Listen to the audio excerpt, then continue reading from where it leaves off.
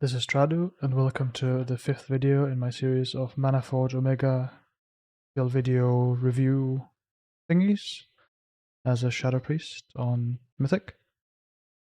This is Fractillus, which is the simplest fight in the raid, so there's not going to be that much to actually say. It's a pure single target fight. You can play either hero talent. Most people tend to play Voidweaver on it, but you can play Archon. The downside there is that your last Void form at 4 minutes 10 or whatever is going to get cut short because the fight just ends at 5:15 or so. So that's one downside to it, but you can play either. The big thing that you want on this fight is Angel's Mercy, because this lets you Desperate Prayer more of the mythic explodey debuffy overlap things. Other than that, just play defensive stuff. To get Angel's Mercy, you'll generally drop Angelic Bulwark, Tithe Evasion, and Void Shield, or whatever you have instead of Void Shield, because it's a useless talent. The next thing is going to be the cooldowns, which is where Angel's Mercy comes in, which is why this is nice and red. So what you want to cooldown on this fight are mainly these three final Shattering Backhands.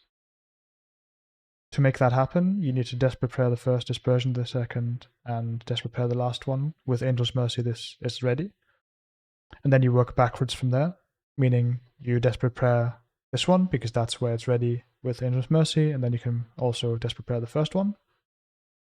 You can disperse the second one here, and that means you have something for every single one except this one right here in the middle.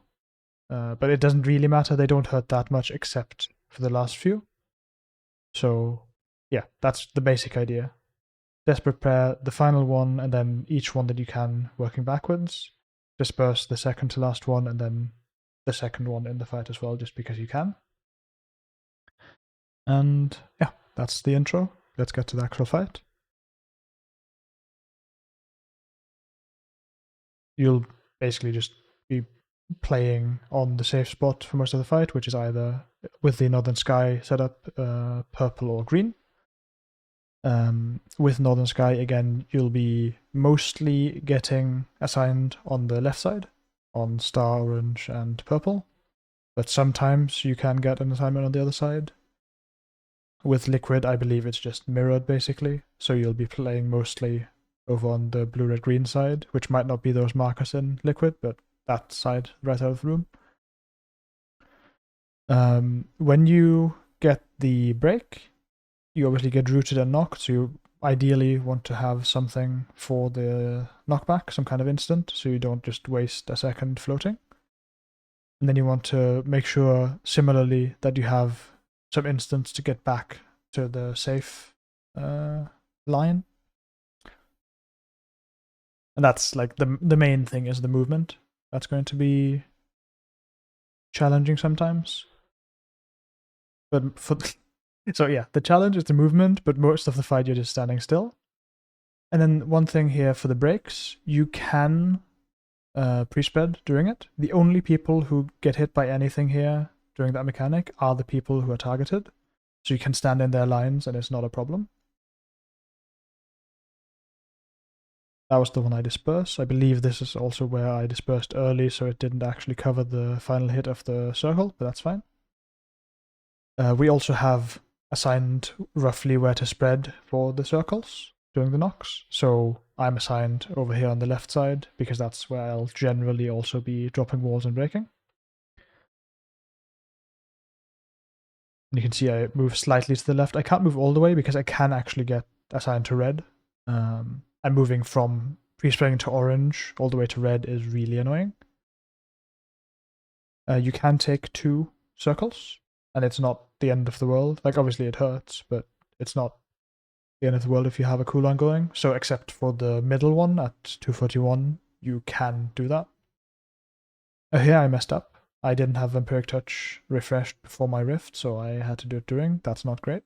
It's not a GCD you want to spend during the Rift.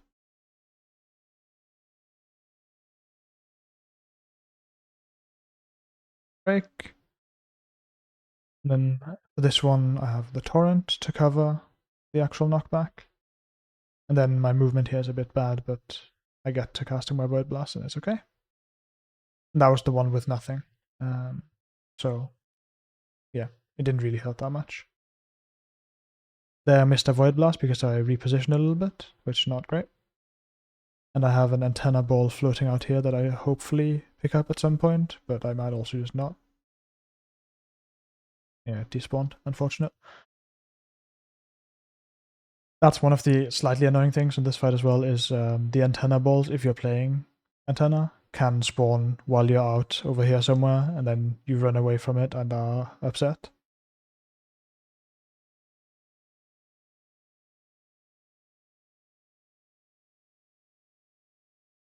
For your DPS cooldowns, it's very simple. You have no real choice on progress kill times at least, which are about 5 minutes. You just press everything on cooldown. Once the fight gets a bit shorter, you can gain a tiny amount of DPS by delaying the 2-minute PI to 3 minutes with your Shadow Fiend to make the Shadow Fiend do 3 damage instead of 2, which is a huge increase, obviously. But yeah, mostly just press buttons on cooldown. Ideally have things for the movement, which for this one I didn't really. Most of my movement from over here until here was quite bad.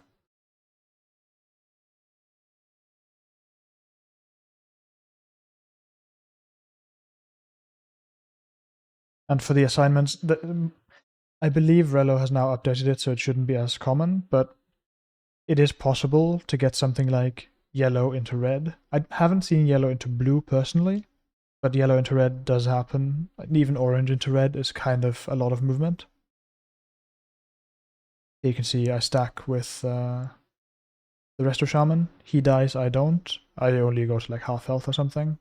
So it's not that spooky. And then, yeah, you just end the fight, kill the boss, win the game. And yeah, not a great shadow fight, but it's okay. You can play around everything. You are not really somebody who's going to die, realistically, because you have cooldowns. But yeah, that's Fractillus. Next up is going to be the Soul Hunters. Thank you for watching.